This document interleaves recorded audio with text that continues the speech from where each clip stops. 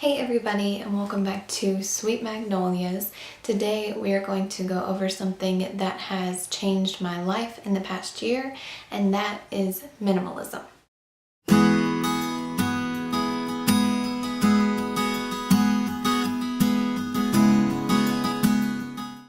Okay, so the first thing that we're going to cover is what is minimalism and what does it mean to be a minimalist.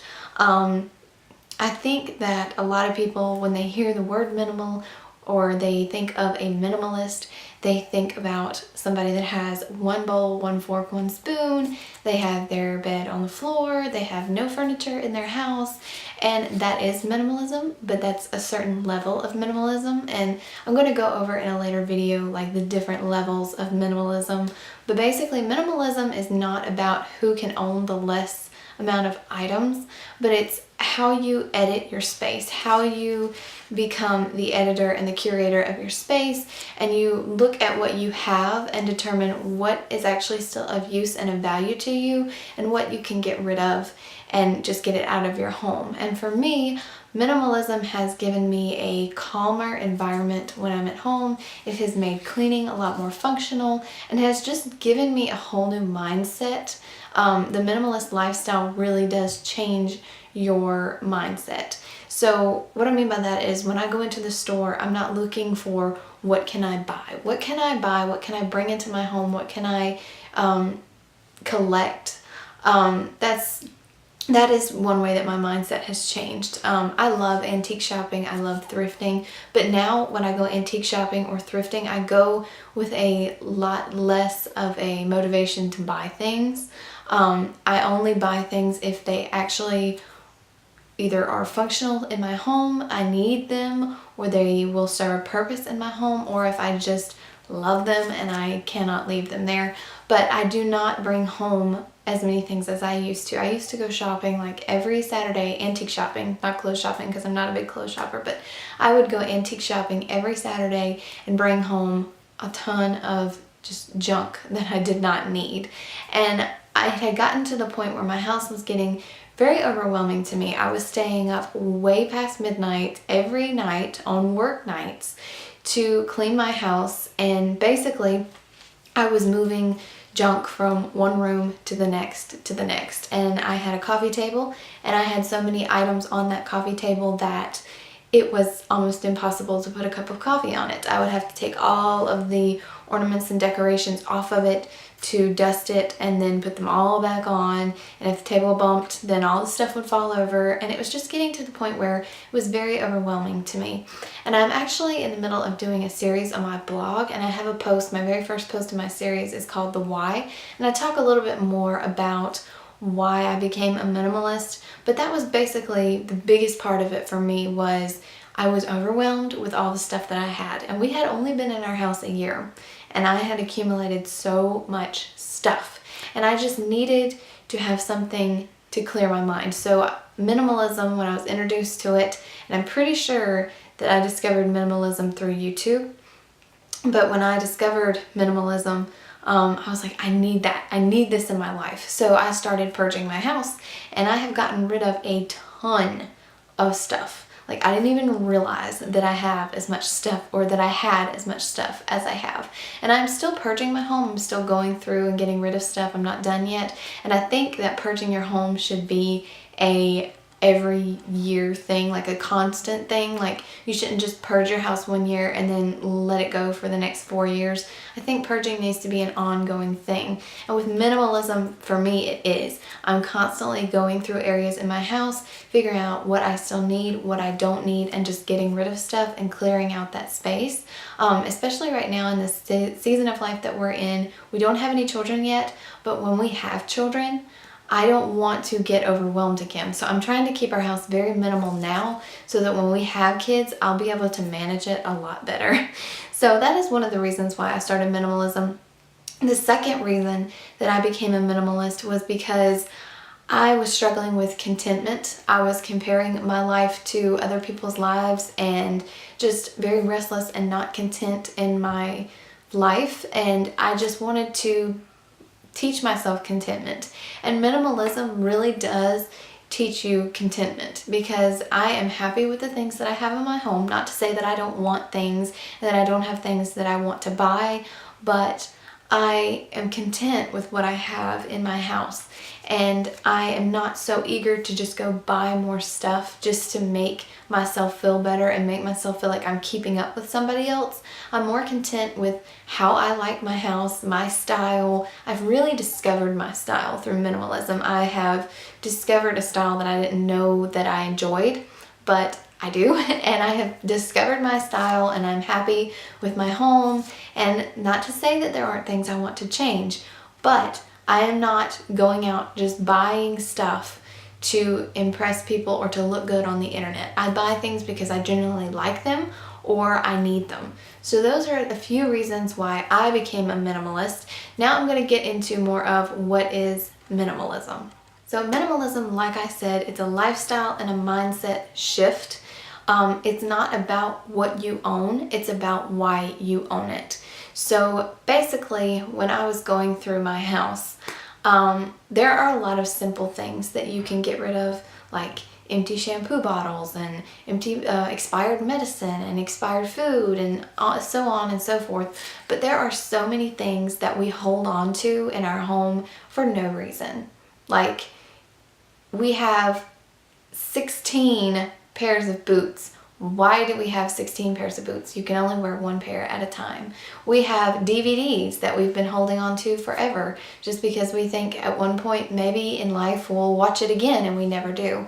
We hold on to so much stuff. And I feel like in America, because we have so much stuff, we tend to take it for granted, for one, and we tend to just feel like we need more stuff. And, I feel like, I don't know the statistics on this, but I do feel like that America is one of the highest consumer nations in the world. It may be the highest. I'm not sure on the statistics on that. But we buy. Like, Americans spend money like crazy. And debt. Americans have debt like crazy. And I work in a financial industry, so I see a lot of stuff, and I see a lot of people that have a lot of debt. And to me, it's just like we get stuck in this washing machine cycle. We have to have everything that everybody else has. We have to keep up with everybody else. We have to have the best car and have the best furniture and have the best house. And in the grand scheme of life, that does not matter. Everybody wants to have nice things. Everybody wants to have a nice home, and there's nothing wrong with that. But it does get to a point where our stuff owns us. Not even just in the debt aspect, but a lot of times people finance everything. They finance their furniture, they finance their appliances, they finance their cars, they finance everything. And then your stuff truly does own you. But your stuff can own you even if you don't owe on it. It can still own you because you have so many possessions around you that it's very distracting. You cannot enjoy being at home because you're constantly looking around at all this stuff and trying to figure out where to put it, and always going out and buying more stuff and never getting rid of the old stuff. So it's not about what you own, it's about why you own it. And if you figure out why you own something, you're going to find a lot of stuff that you don't have a reason for. And when you get rid of that stuff, your life will become a lot more simple. Minimalism is about a simpler way of life. It's about contentment. It's about I heard a quote that said, be a ruthless editor of what you allow into your home. So basically, our house is our safe place. Our house is our safe haven. It's where we relax. It's where we spend time with our loved ones. But we can't do that if we're always surrounded by tons and tons of stuff. And I know everybody has seen the hoarders on TV and the people who just have piles and piles and piles of junk, and they get emotionally attached to this junk, and then it so overwhelms them that they have a horrible quality of life because of all the stuff around them.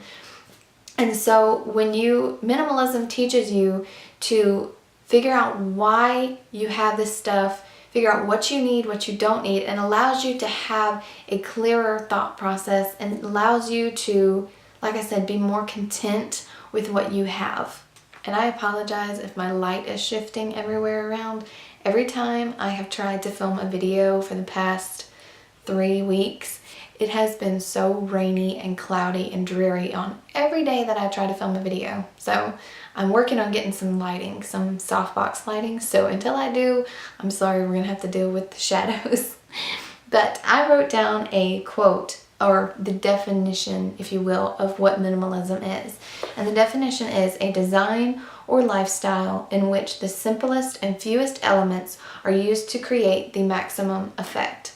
So basically, once you have your home stripped down, once you purge your house, and you look at what you actually have, the things that should be left after you purge your house are only the things that you use, that you love, or that have a value in your home, like they have a place in your home. And those things should be the things that you use to make the maximum effect in your home, not a million mixed matched items that you're keeping just because, but the things that you actually care about. That way you can figure out what your style is. Like I said, my style has changed from becoming a minimalist. My style used to be very eclectic, I will say. And if you've been following me for any amount of time, or if you know me in person, you know that I love vintage items. I love retro style. I just adore stuff like that. I love antiques. I love stuff like that. But my house had become a hodgepodge of very eclectic items. And not to say that that's a bad thing. If that's your style, that's great. But mine was just a little out of control. Like, I had no rhyme or reason to the things that I bought. I just bought them because I just fell in love with them because they were old. And that was pretty much the only reason. They held not much sentimental value to them at all. So when I purged my house and I purged my home decor and I pulled back the pieces that I actually cared about and that I actually loved, which included vintage and thrifted pieces, then I was able to put together my style without all this added clutter around it. And I also discovered that I have fallen in love with plants, which is another thing that I had kind of sort of liked but didn't ever keep up with. I guess because I was spending so much time cleaning and moving clutter from one room to the other. Any plants that I ever brought into my house would die. So dry up and just die. So since I have become a minimalist, I have gotten a whole lot more plants, and I take care of my plants, and they actually stay alive now. And I probably couldn't tell you the first thing about plant care, but all I know is give them attention, give them water, and they'll live. But anyways, I have, my style has incorporated a lot more plants, a lot more natural textures, woods, lighter, brighter colors, which it makes me feel more relaxed. But I would have never found that style had it not been for changing my mindset and getting into this minimalist lifestyle and purging my house of the things that I did not need. So basically, this was a summary of what minimalism is and why I'm a minimalist and why I became a minimalist. So I hope you enjoyed this video. I have a lot more videos upcoming about minimalism and how to decorate a home on a budget and how to thrift and how to do lots of things like that I hope will be helpful and of value to you. I have got a lot of things that I want to incorporate into my life and into my home this year. I have been looking into the less waste lifestyle, more natural living lifestyle. So I have a lot of things that I am planning on incorporating into my life this year, and I plan to share them all through my blog and through YouTube. And also be sure to follow me on Instagram as well, where I will be sharing more things like this and a little bit more personal things. So all of those handles will be down below. If you enjoyed this video, please be sure to give it a thumbs up, la la la. Please be sure to give it a thumbs up if you enjoyed, and please be sure to subscribe if you have not already so you can be a part of Sweet Magnolias and see what's going on over here. I hope you guys have a great week, and I will see you guys in my next video. Bye guys. I'd like to apologize in advance if I have said like 15 million times in this video. I tried so hard not to say but I say it way too